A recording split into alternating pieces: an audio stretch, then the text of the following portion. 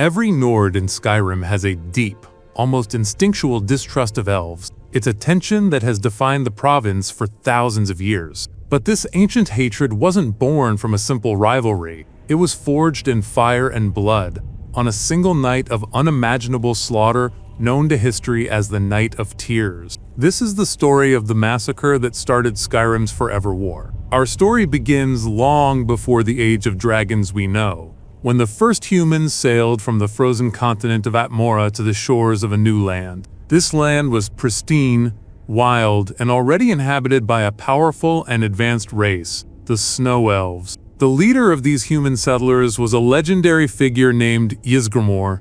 Contrary to what you might think, the arrival of men was not immediately met with violence. The Snow Elves, while wary, saw the Atmorans as primitive and of little consequence. An agreement was struck. The humans were allowed to build a settlement, the first great human city on Tamrielic soil. They called it Saarthal. For a time, there was peace. The humans of Saarthal and the Snow Elves of Skyrim were neighbors. They traded. They coexisted. The Nords, as they would come to be known, were content to build their new home, while the elves watched them with a mix of curiosity and arrogance from their gleaming cities. But this fragile peace was built on a knife's edge, and the Nords were about to stumble upon a secret buried deep beneath their new city, a secret the elves would kill to protect. While expanding Saarthal, digging the foundations for a new temple, Ysgramor's people unearthed something extraordinary. It was a magical artifact of immense and terrifying power, an orb that seemed to hold the light of a star within it. They didn't know what it was, but they knew it was important. They called it the Eye of Magnus.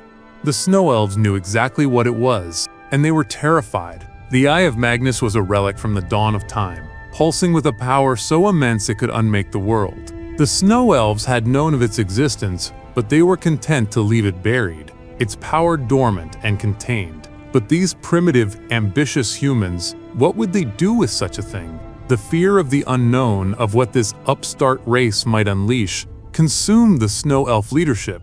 They saw only one solution: not negotiation, not containment, extermination. On a night history would remember forever, the Snow Elves launched a surprise attack on Saarthal. This was not a battle, it was a systematic slaughter. An entire civilization was put to the sword.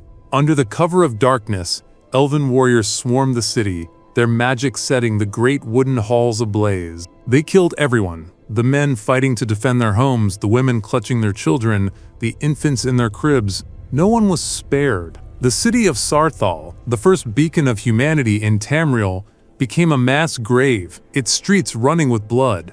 Only 3 survived. Ysgramor and his 2 sons, Ingol and Ylgar, fought their way through the burning chaos and escaped to the docks. As they fled back across the Sea of Ghosts to their homeland of Atmora, they looked back to see their city, their new world, reduced to nothing but fire and ash. Ysgramor's grief was absolute, but beneath that grief, a cold, hard resolve began to form.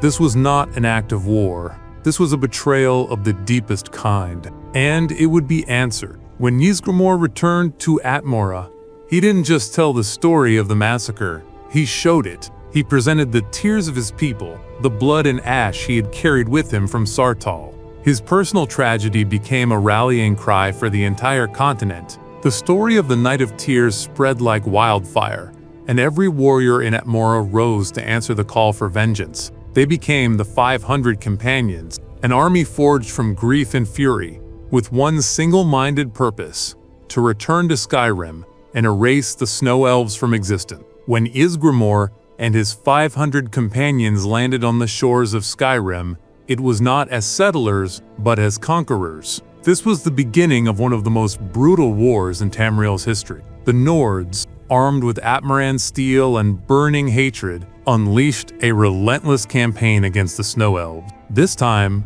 the elves were the ones caught off guard. They had believed their decisive strike on Saarthal would end the human presence in Skyrim forever. They never anticipated a response of this magnitude. The 500 companions, led by the grieving but utterly determined Ysgramor, were an unstoppable force. They swept across the land, hunting the Snow Elves wherever they found them. The gleaming elven cities that had stood for centuries were besieged and burned to the ground. The very landscape of Skyrim was reshaped by the violence of their conflict. The Nords showed no mercy, for no mercy had been shown to them. Every Snow Elf was a target. This wasn't a war for territory anymore. It was a war of vengeance, a war of extermination.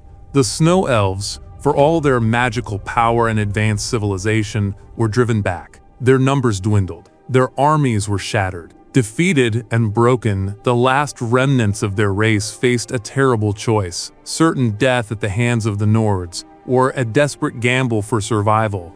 They chose the gamble. They fled underground, seeking refuge with their estranged cousins, the technologically brilliant but morally bankrupt Dwemer. And that decision would lead them down a path to a fate even worse than death, transforming them into the blind, twisted monsters we know today as the Falmer. But that is a story for another time. The war was over. The Nords were victorious. Skyrim belonged to them. Ysgramor, the grief-stricken father, had become the revered father of a new nation. The Night of Tears was more than just a massacre. It was the brutal, bloody birth of Skyrim as we know it. It cemented in the Nordic psyche a deep, unshakable distrust of all elves, a prejudice that has echoed through the ages and still fuels the conflicts of the present day. Every time you hear a Nord in a tavern curse the elves, you're hearing the faint, distant echo of Saarthal burning. And what of the artifact that started it all? The Eye of Magnus? After Ysgramor retook Saarthal, the Nords, now wary of its power, sealed it away deep within the ruins. For thousands of years, it lay dormant, its terrible potential forgotten. Its rediscovery centuries later would once again threaten to plunge Skyrim into chaos. The Snow Elves attacked Saarthal out of fear of a power they couldn't control in the hands of a race they didn't understand. Their horrific act of genocide, meant to secure their future, ironically guaranteed their own destruction. They lit a fire of hatred in the hearts of men that has never truly been extinguished, a wound left by a single horrific night of tears that the land of Skyrim still feels to this day.